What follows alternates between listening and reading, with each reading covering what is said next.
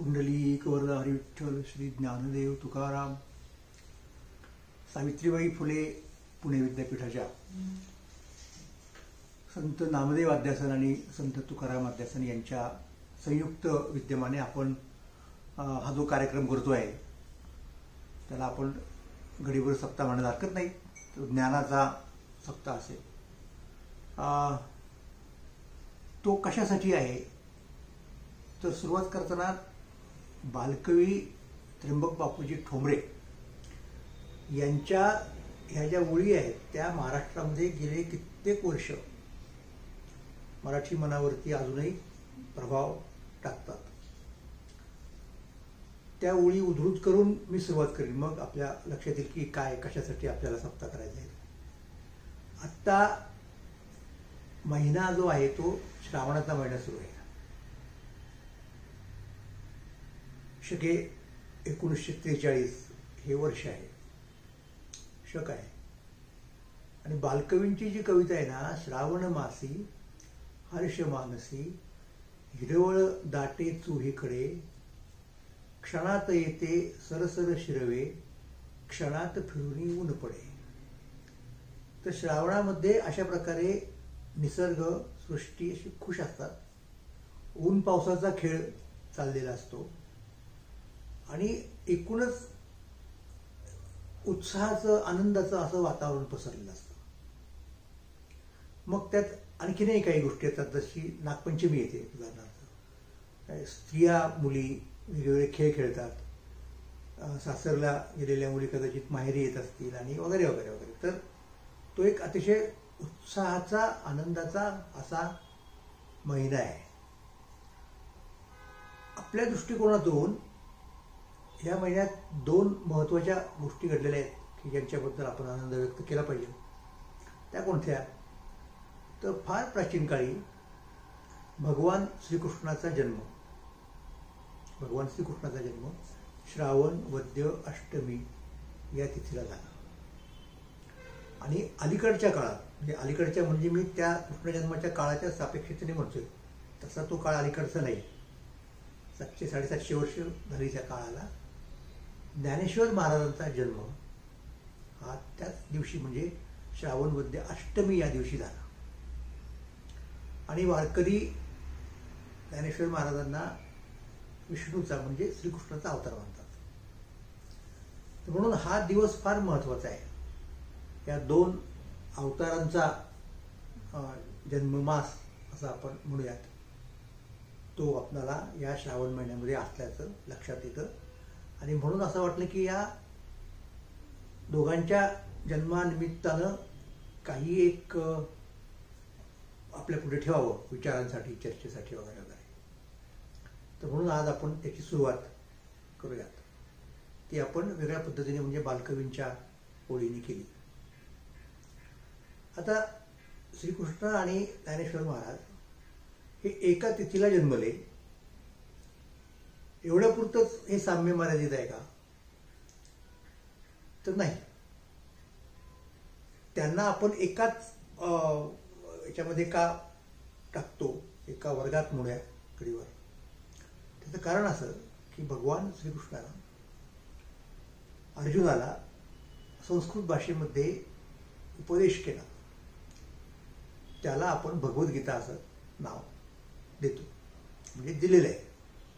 भगवंतांनी गायलेली ती भगवद्गीता.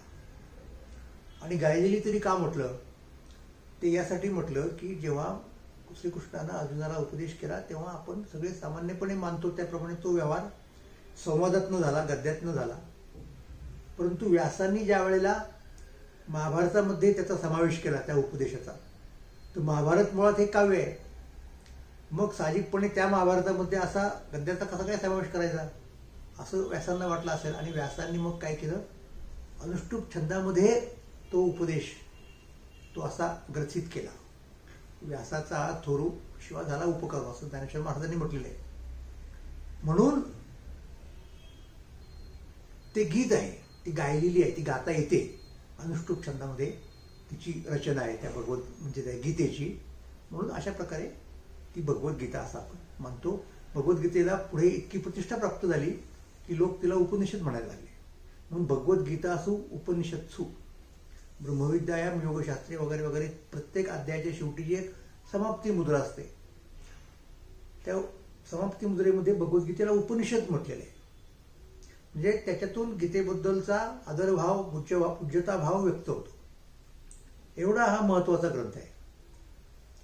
म्हणून तो श्रीकृष्णाने सांगितला. आणि पुढे हळूहळू पहा कसं आहे की हिंदू धर्म ज्याला म्हणतो आपण, वैदिक धर्म हे दुसरं नाव, त्याचं पूर्वरूप या अर्थानं, तर त्याचा ग्रंथ कोणता? परंपरेमध्ये असं मानलं गेलं की हिंदू धर्म हा वेद प्रामाण्यावरती आधारित असलेला धर्म आहे. म्हणजे 4 वेद हेच त्याचे ग्रंथ, प्रमाण ग्रंथ मुख्यत्वे करून. परंतु वस्तुस्थिती अशी आहे की या ग्रंथांचा अधिकार सगळ्या वर्णजातींना नाही, तो फक्त त्रैवर्णिकांना म्हणजे द्विजांना आहे. आणि मग उरलेले जे शूद्र आहेत आणि उरलेल्या यच्चयावत्या स्त्रिया आहेत सगळ्या वर्णांच्या, त्यांना भगवद्गीता वेदांचा अधिकार नाही. त्यामुळे त्यांची कुचंबना झाली, त्यांची पंचायत झाली.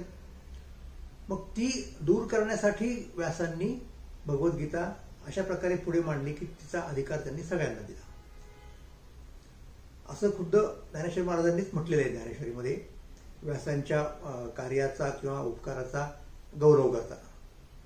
आणि मग हळूहळू ती सगळ्यांना खुली असल्यामुळं तिची लोकप्रियता वाढत गेली. वेदांना वगैरे आपण लोकप्रिय ग्रंथ म्हणू शकत नाही, कारण ते वेद लोकांच्या पर्यंत पोहोचलेलेच नाही. परत अवघड असतील वगैरे वगैरे, तो एक वेगळा मुद्दा आहे. तर तसं भगवद्गीतेचं नाही, 700 श्लोकांमध्ये ही रचना आहे आणि आपल्या आटोक्यामधली आहे. त्यामुळे अनेक ठिकाणी बघतो आपण गीता पाठ करण्याची पद्धत आहे, परंपरा आहे. वेगवेगळ्या संस्था आहेत गीतेचा पाठ शिकवणाऱ्या, त्याच्या स्पर्धासुद्धा घेतात. त्यातल्या त्यात अनेक मंडळी अगदी लहान वयात 15वा अध्याय 12वा अध्याय ते छोटे आहेत म्हणून 9वा अध्याय कदाचित तो महत्वाचा आहे म्हणून ते पाठ सुद्धा करून घेतात. तर अशा प्रकारे भगवद्गीतेचं एक महत्व आहे. आणि मग पुढे जसं भगवद्गीतेचं महत्व वाढलं तसं पुढे तिचा समावेश हा प्रस्थानत्रयी ज्याला म्हणतो आपण, म्हणजे मुख्य 3 ग्रंथ कोणते प्रमाण ग्रंथ, तर प्रस्थान 3 असं सांगितलं गेलं. त्यातला एक प्रस्थान खुद्द वेदांताच भाग आहे, त्याला आपण उपनिषद म्हणतो. 10 उपनिषद हे पहिलं प्रस्थान. नंतर त्या उपनिषदांचं सार ज्याच्यामध्ये आलं ती ब्रह्मसूत्र, बादरायण मुनींनी लिहिलेली, ते दुसरं प्रस्थान. आणि तिसरं प्रस्थान म्हणजे भगवद्गीता. ती प्रस्थानत्रयी अशी एक कल्पना आली. आता असं जरी असलं तरी परत उपनिषद हा वेदांताच भाग असल्यामुळं ती सर्वसामान्य माणसांपर्यंत पोहोचत नाही. आणि अर्थातच दुसरा मुद्दा म्हणजे ब्रह्मसूत्रांचा. ब्रह्मसूत्र म्हणजे उपनिषदांचंच सार आहे, त्याच्यामुळे तीही सामान्य माणसांपर्यंत पोहोचत नाही. परंतु भगवद्गीता मात्र पोहोचते. त्यामुळे हळूहळू अशी आपोआप एक वेळ आली की हिंदू धर्माचा ग्रंथ कोणता, तर भगवद्गीता. मग आपण बघतो ते कुठपर्यंत ही जाणीव झिरपली, तर कायदे कानूनची जी व्यवस्था असते की खटला उभा राहतो आणि त्या खटल्यामध्ये लोक साक्ष देतात. तर ही पाश्चात्य परंपरेची गोष्ट आहे की आपापल्या धर्मग्रंथावरती हात ठेवून त्या धर्मग्रंथाची शपथ घ्यायची. मी खरं बोलेन वगैरे वगैरे म्हणताना लोक करतात, तसं म्हणतात, परंतु प्रत्यक्षात ते करतील त्याची खात्री नाही. परंतु त्यातनं त्या ग्रंथाचं महत्त्व लक्षात येतं लोकांच्या, एवढं तरी आपण म्हणू शकतो. तेवढून ख्रिश्चन लोक ते बायबलवरती हात ठेवायला लागले. मग ज्यावेळेला ब्रिटिश सत्ता भारतामध्ये आली, आफ्रिकेत सुद्धा त्यांचंच राज्य होतं अनेक ठिकाणी, म्हणजे सूर्य मावळत नव्हता वगैरे वगैरे असं आपण ऐकतो त्यांच्या त्या सत्तेबद्दल. तर कुठल्या तरी एका कोर्टामध्ये जेव्हा तो ब्रिटिश न्यायाधीश बसला निवाडा करायला, त्याने खटला चालवला आणि खटल्यामधले वादी प्रतिवादी हिंदू लोक होते. तर त्यानं त्याच्या पद्धतीने सुरुवात केली की तुम्ही तुमच्या धर्मग्रंथावरती हात ठेवा आणि शपथ घ्या, त्या ग्रंथाची शपथ घ्या, ईश्वराची शपथ घ्या, पण हात ठेवताना ग्रंथावर ठेवा. आता प्रश्न आला की कोणता ग्रंथ घ्यायचा. आणि एक तर नक्कीच आहे की वेद तोपर्यंत कदाचित छापले गेले नसतीलही सगळ्या, आणि ती कोण आणणार, त्याच्यामुळे हे खूप मोठे होतील. कुणीतरी कदाचित क्लुप्ती काढली असेल की अरे हा भगवद्गीता हाच हिंदू धर्माचा ग्रंथ आहे आणि आपण हे काम या ग्रंथाच्या मार्फत करू शकतो. म्हणून त्यांनी भगवद्गीता आणवली. आणि मग त्या संबंधित कुणी साक्षीदारानं वगैरे जे कोणी असेल त्यानं भगवद्गीतेवरती हात ठेवून खरं सांगेन वगैरे अशा प्रकारची शपथ घेतली. तिथपासून हा धर्मग्रंथ म्हणजे हिंदू धर्माचा ग्रंथ हे कायद्याला देखील मान्य आहे जणू काही, अशी एक समजूत लोकांच्यामध्ये रूढ झाली. तर ह्या ग्रंथाला प्रामाण्य का मिळालं एवढं मोठं? कारण हा ग्रंथ म्हणजे ईश्वरानं प्रतिपादन केलेलं तत्वज्ञान आहे. म्हणजे तर त्याच्यात तपशिलाचे भेद आहेत, मी त्या भेदात आता काही जात नाहीत. मग ते त्यांना वेदांच्या बरोबर मान द्यायचा त्या ग्रंथाला, की वेदांपेक्षा श्रेष्ठ मानायचं, की कनिष्ठ मानायचं वगैरे, याच्याबद्दल बरेच काय म्हणतात बरीच चर्चा झालेली आहे. आपण त्याच्यात त्या चर्चेत जायला नको. मला एवढं सांगायचं आहे की भगवान श्रीकृष्णाचं महत्त्व असंही आहे की तो अवतार होता, दशावतारांमधला एक भगवान विष्णूचा अवतार, आणि इतकंच नाही तर तो पूर्णावतार मानला जायचा. म्हणजे अशी एक पद्धत आहे, म्हणजे ही एक कुणीतरी केलेली मांडणी आहे की ईश्वराच्याकडे 16 कला असतात, म्हणजे 16 आस्पेक्ट्स असतात मुळात त्याच्या सामर्थ्याचे, वैभवाचे, ऐश्वर्याचे वगैरे वगैरे.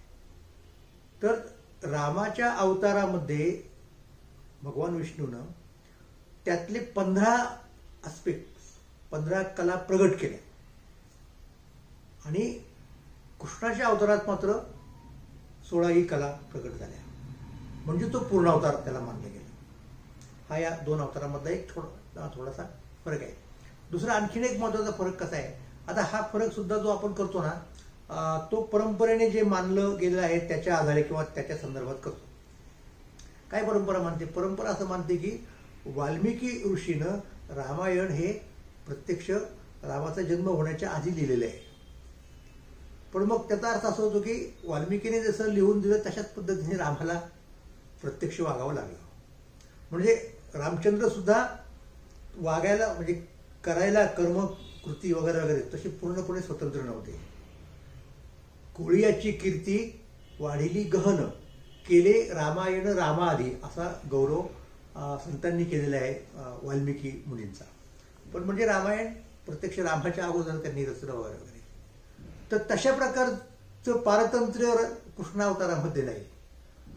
ते कृष्णाचं जे काही चरित्र कुणी दिलं असेल, म्हणजे महाभारतामध्ये काही भागाला, हरिवंशामध्ये काही भागाला, नंतर पुराण आली, म्हणजे भागवत पुराण, विष्णू पुराण, वायुपुराण, त्याच्यात कृष्णाच्या संदर्भात, कृष्णाच्या चरित्राच्या संदर्भात छोटी छोटी काही आलेली आहेत, म्हणजे आख्यानं, उपाख्यानं. तर त्यामुळं कृष्णाने जे काही केलं ते पूर्णपणे स्वातंत्र्यानं केलं असं आपण म्हणू शकतो. तर म्हणून हे कृष्णाच्या अवताराचं एक महत्त्व आहे. आणि कृष्ण बघा, मानवी व्यक्तिमत्वाचे सगळे पैलू कृष्णामध्ये एकवटलेले आहेत. कृष्ण कोण नव्हता सांगा ना? कृष्ण तत्वज्ञ होता, कृष्ण योद्धा होता, कृष्ण उत्तम सारथी होता, कृष्ण उत्तम कलावंत होता, तो उत्तम बासरी वाजवायचा, उत्तम गायचा, तो उत्तम नर्तक होता. म्हणजे उत्तम मुत्सद्दी होता. सगळ्यात आणखी महत्वाची गोष्ट म्हणजे, तर हे सगळे पैलू एका व्यक्तीमध्ये एकवटलेले. त्यामुळं विद्वानांच्या मध्ये अनेक वेळा संभ्रम निर्माण झाले की अरे कृष्ण किती होऊन गेले खरंच, कृष्ण एक की अनेक, एक की दोन की तीन वगैरे वगैरे वगैरे. कारण एवढ्या सगळ्या गोष्टी एका माणसाला एका आयुष्यामध्ये करता येतील का? अशा प्रकारची चर्चा खूप झालेली आहे. म्हणजे इंडोलॉजिस्ट लोकांच्या मध्ये झाली, संस्कृतच्या विद्वानांमध्ये झाली, पुराण व्यक्त्यांमध्ये झाली, पाश्चात्य लोक त्याच्यामध्ये समाविष्ट होते या चर्चेमध्ये, पौर्वात्य लोक सुद्धा होते. तर असा हा कृष्ण जो आहे तो फार महत्वाचा आहे. आणि त्याच्यामुळे त्याचं तत्वज्ञान, त्यांनी त्याची गीता, त्याचं संगीत, त्याचं नृत्य, आणि मग त्या अनुषंगानं भारतीय संस्कृतीमध्ये जो काही तत्वज्ञानाचा विकास झाला, जो काही कलेचा विकास झाला, साहित्याचा विकास झाला, तर त्या विकासाच्या मागची प्रेरणा ही श्रीकृष्ण होती अनेक ठिकाणी. म्हणजे चित्रकला बघायला, श्रीकृष्णाची चित्र आपण पाहू शकतो कशी कशी कोणत्या कोणत्या काळात लोकांनी काढली. संगीतात म्हटल्यानंतर कितीतरी चिजा, गीतं, ध्रुपद, ख्याल हे कृष्णाला पुढे ठेवून रचलेले आहेत, केलेले आहेत सगळे. वाद्यसंगीतामध्ये असेल म्हणजे बासरीचं त्याचंच वाद्य मानलं जातं, त्याला मुरलीधर असं म्हणतात, बन्सीधर असं म्हणतात. शिल्पकला जर आपण घेतली तर कृष्णाच्या वेगवेगळ्या प्रकारच्या मूर्ती किती म्हणून सांगायचं तर मी असं म्हटलेलं आहे, आणि कुठं म्हटलेलं तेही सांगतो, म्हणजे मला पुढच्या मुद्द्यापर्यंत जाता येईल. की श्रीकृष्णाला जर वजा केलं तर भारतीय संस्कृतीचं फार मोठं नुकसान होईल. भरूनच तुम्ही नाही करता येणार, कोणाला करता येणार नाही. इतका हा भारतीय संस्कृतीच्या मध्यवर्ती असा आहे. म्हणजे मी उदाहरणार्थ तुकाराम दर्शन नावाचं एक पुस्तक लिहिलेलं आहे, आपल्याला काही लोकांना माहिती असेल ते. तर त्याच्यात माझा निष्कर्ष काय होता की तुकाराम महाराज हे मराठी संस्कृतीच्या केंद्रस्थानी आहेत आणि मराठी संस्कृतीचा अन्वयार्थ इतिहास त्या पद्धतीने तुम्ही लिहू शकता, मांडू शकता. तसं भारतीय संस्कृतीच्या संदर्भात असाच प्रश्न विचारला की कोण केंद्रस्थानी, तर त्याचं एकच उत्तर येतं की ते म्हणजे कृष्ण. एकाच व्यक्तीचं जर नाव घ्यायचं झालं आपल्याला तर कृष्णाचं नाव निश्चितपणे घेता येईल. तर हे कृष्णाचं जे महात्म्य आहे ते अशा पद्धतीने कुणीही नाकारू शकत नाही. म्हणजे बघा, मी असं तुम्हाला सांगेन की म्हटलं तर ती वैदिक देवता, वैदिक धर्मियांची, पण तिचा प्रभाव इतका एकूण भारतावरती की अन्य धर्माचे जे लोक आहेत भारतामधले त्यांना सुद्धा असं वाटलं की कृष्णाचं आपलं काहीतरी नातं पाहिजे. भले मग त्यांच्या चौकटीत कृष्णाला दुय्यम स्थान असेल पण कृष्ण पाहिजे आपल्यात. मी दोन तुम्हाला उदाहरण सांगतो. जैन धर्माचं उदाहरण आहे. जैन धर्माच्या समजुतीप्रमाणे श्रीकृष्ण हा त्यांचे तीर्थंकर नेमिनाथ किंवा अरिष्ट नेमी यांचा चुलत भाऊ. म्हणजे मग तो सगळा इतिहास त्या पद्धतीने आपल्याला मांडता येतो की त्या दोघांच्या मध्ये कशा प्रकारे स्पर्धा होती वगैरे वगैरे, तसं त्यांनी ते मांडलेलं आहे. पण कृष्ण हा मुख्य आहे त्यांच्यामध्ये. मग त्यांचं एक वेगळं हरिवंश आहे, त्यांचं वेगळं महाभारत आहे, त्यांच्या पद्धतीने त्यांनी ते सगळं मांडलेलं आहे. पण म्हणजे कृष्ण हा त्यांना अपरिहार्य ठरला. कृष्ण पाहिजे, कृष्णाला टाळता येत नाही. भारतामधल्या लोकांना कृष्णाला टाळून पुढे जाता येत नाही. हे झालं जैन धर्माचं. दुसरा धर्म प्राचीन काळातला म्हणजे बौद्ध धर्म. बौद्ध धर्मामध्ये सुद्धा एक लक्षात घ्या की भगवान बुद्धाचे जे पूर्वीचे अवतार सांगितलेले आहेत, त्याला आपण ते जातक कथांमध्ये आलेले आहेत, ते पूर्वजन्म आहेत सगळे. तर कुठल्या तरी एका जन्मामध्ये तो घटपंडित म्हणून आलेला असतो आणि तिथे परत श्रीकृष्ण हा त्या घटपंडिताचा असतात, म्हणजे चुलत भाऊ वगैरे वगैरे अशा प्रकारचा तो असतो. तर मुद्दा माझा एवढाच आहे की अशा प्रकारे आपणाला कृष्ण हा भारतीय संस्कृतीच्या मध्यवर्ती होता आहे असं म्हणता येतं. आणि कृष्णाच्या बद्दलचं लोकांचं परसेप्शन कसं बदलत गेलं, त्याचा प्रभाव कसा पडत गेला तत्वज्ञानात, कलेत, साहित्यात वगैरे वगैरे, आणि सगळ्या भाषांमध्ये. असं नाही की ते फक्त विशिष्ट याच्यामध्ये आहे, प्राकृतमध्ये आहे कृष्णाचं कितीतरी. बंगालमध्ये आपण बघतो चैतन्य प्रभूंच्या मुळे आणखीन त्यांच्याही अगोदर काही लोक होऊन गेले, त्यांनी ते सगळं आणलं बंगालीमध्ये वगैरे. हिंदीतलं आपल्याला माहिती ब्रजभाषा जिला म्हणतो आपण, तिथे तुळशीदास आहेत, तिथे सूरदास आहेत, इकडे मीराबाई आहेत. मुस्लिम भक्त सुद्धा होऊन गेले श्रीकृष्णाचे, रसखान उदाहरणार्थ. तर हे सगळं जे जे काही आहे ते आपण म्हणू शकतो की कृष्णाचा खूप प्रभाव आपल्याला भारतीय संस्कृतीवरती, भारताच्या इतिहासावरती हा दिसून येतो. आता आपण मग समजा महाराष्ट्रामध्ये येऊ. महाराष्ट्रात काय चित्र आहे?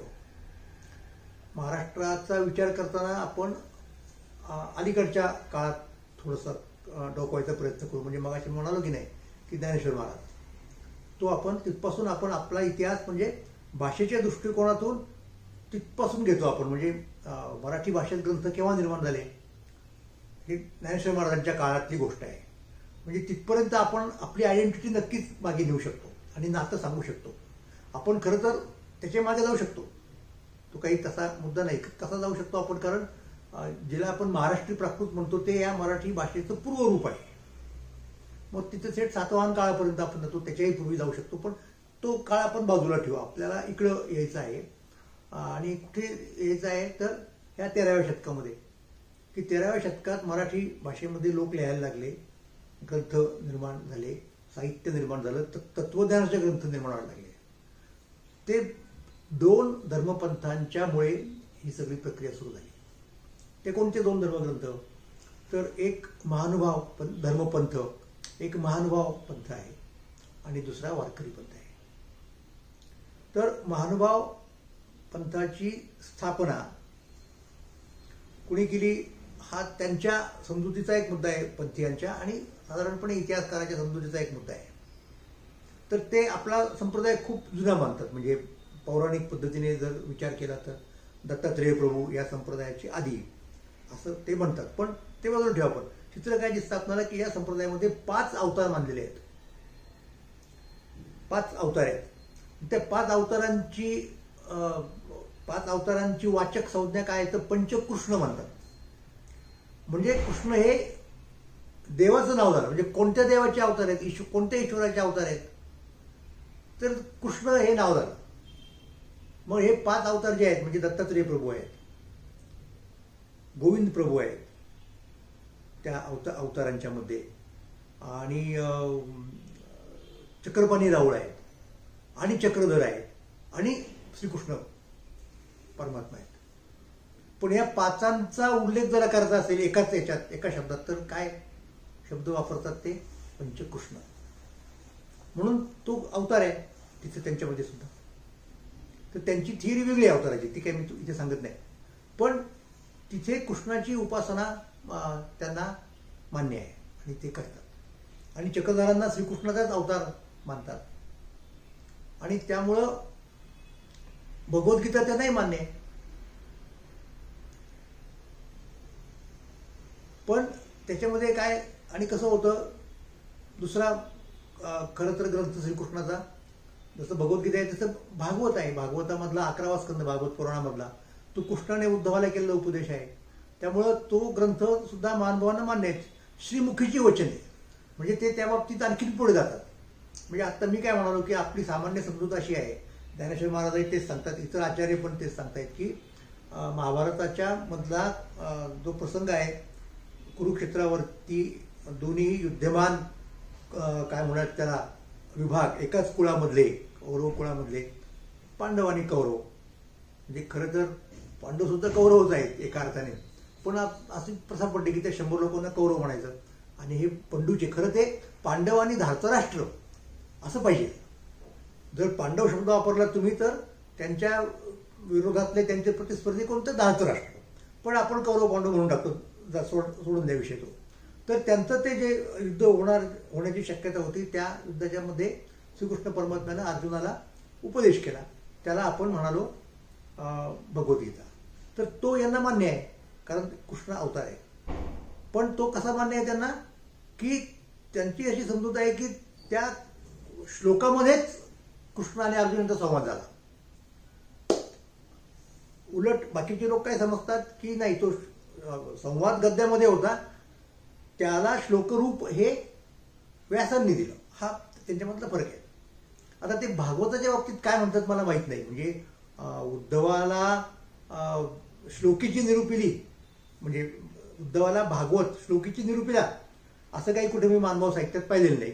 पण ठीक आहे, म्हणजे जे काही असेल ते असो, मुद्दा एवढाच आहे की त्यांना सुद्धा ते मान्य आहे. हे 2 ग्रंथ मान्य आहेत. तर तिथे पहिल्यांदा म्हणजे आता वारकरी संप्रदाय हा जुना म्हणजे चक्रधरांच्या वगैरे लोकांच्या पूर्वीचा, आणि त्यानं पंढरीचा विठ्ठल म्हणजे कृष्णाचंच रूप मानलेलं, कृष्णाचा अवतार मानलेला आहे. आणि अनेक लोकांची समजूत त्या काळात यादव काळात तशीच आहे, यादव राजांची तशीच आहे वगैरे वगैरे. महानुभावांची वेगळी थिअरी आहे, ती चर्चा आत्ता नको करायला. पण इथे मुद्दा मला सांगायचा हा होता की त्यांना श्रीकृष्ण मान्य आहे. आणि म्हणून लक्षात घ्या, म्हणून स्वतः चक्रधर स्वामींनी केव्हा केव्हा गीतेवरती निरूपण केलेलं आहे. तसा उल्लेख लीळा चरित्रात म्हणजे चक्रधर स्वामींच्या चरित्रात सापडतो. आणि मुख्य म्हणजे त्यांनी श्रीकृष्ण चरित्राचं सुद्धा निरूपण केलेलं आहे. त्यामुळे चक्रधर निरूपित श्रीकृष्ण चरित्र हा महानुभावांच्या मध्ये ग्रंथ आहे. म्हणजे तिथनं सुरुवात झाली म्हणू शकतो आपण. महाराष्ट्रामध्ये श्रीकृष्णाचं चरित्र सांगायची सुरुवात केव्हा झाली, कुठून झाली, तर ती चक्रधरांनी श्रीकृष्णाचं चरित्र सांगितलं, श्रीकृष्णाच्या लीळा सांगितल्या.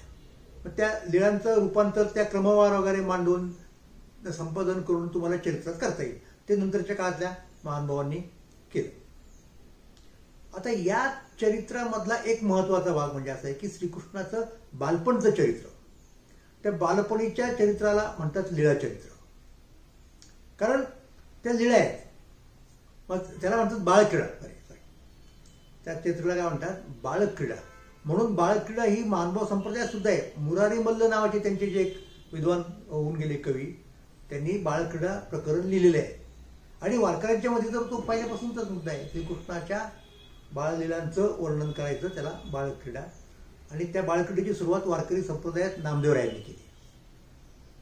म्हणून नामदेवरायांची बाळक्रीडा आहे, बाळक्रीडा म्हणून ओळखलीच जाते. आणि तुकाराम महाराजांची बाळक्रीडा आहे. आणि बाळक्रीडेचे अभंग वारकरी अतिशय आवडीने वगैरे वगैरे म्हणतात. तर नामदेव महाराजांची बाळक्रीडा आणि तुकाराम महाराजांची बाळक्रीडा ही प्रकरणं हे समोर ठेवून आपण काहीतरी एक बोलावं या सप्ताहामध्ये, असं आमचे मित्र अभयजी टिळक आणि मी असं ठरवलं आम्ही. आम्हाला खूप चांगलं सहाय्य आमचे दुसरे एक मित्र अभय जगताप यांचं होते. ते सगळे तांत्रिक बाजू बघतायत. ते स्वतः पारंपरिक वारकरी आहेत, कीर्तन करतात, प्रवचन करतात. तर ते आपण करूयात याच्यामध्ये. फक्त माझा मुद्दा शेवटचा असा होता की मानव संप्रदायाचं दैवत अशा प्रकारे श्रीकृष्ण, त्यांचा एक अवतार 5 मधला, आणि इतका महत्त्वाचं की त्या सगळ्या अवतारांचं नामकरण करताना कृष्णाचंच त्यांनी केलं, पंचकृष्ण. आणि दुसरा संप्रदाय त्याच काळात निर्माण झालेला तो म्हणजे वारकरी संप्रदाय. आणि वारकरी संप्रदायाचा पाया ज्यांनी घातला, पाया घालण्याचा मान ज्यांना दिला जातो ते ज्ञानेश्वर महाराज. आणि त्या ज्ञानेश्वर महाराजांची जन्मतिथी आणि कृष्णाची जन्मतिथी एकच असावी हा अतिशय चांगला योगायोग म्हणा, काही म्हणा, पण तो आहे. आणि त्याच्या आधारे तर निश्चितच. आणि दुसरा आधार आहेच. तो कोणता? तो असा की म्हणजे तिथी वगैरेचा हा झाला एक आधार समजा, परंतु श्रीकृष्ण परमात्म्यानं संस्कृत भाषेतून जी भगवद्गीता सांगितली, त्या भगवद्गीतेवरती मराठी भाषेमध्ये भाष्य केलं, अर्थ लावला तो ज्ञानेश्वर महाराजांनी. म्हणून ज्ञानेश्वर महाराजांना श्रीकृष्णाचा अवतार वारकरी संप्रदायामध्ये मानला जातो. महाविष्णूचा अवतार मानला जातो, परंतु कृष्ण स्वतः विष्णूचा अवतार आहे. तर म्हणून या 2 महात्म्यांची जयंती आपण श्रावण महिन्यामध्ये साजरी करीत असतो. आणि ती एकच असते, ती म्हणजे श्रावण वद्य अष्टमी. तर या निमित्ताने आपण हा चर्चेचा प्रपंच मांडलेला आहे. धन्यवाद.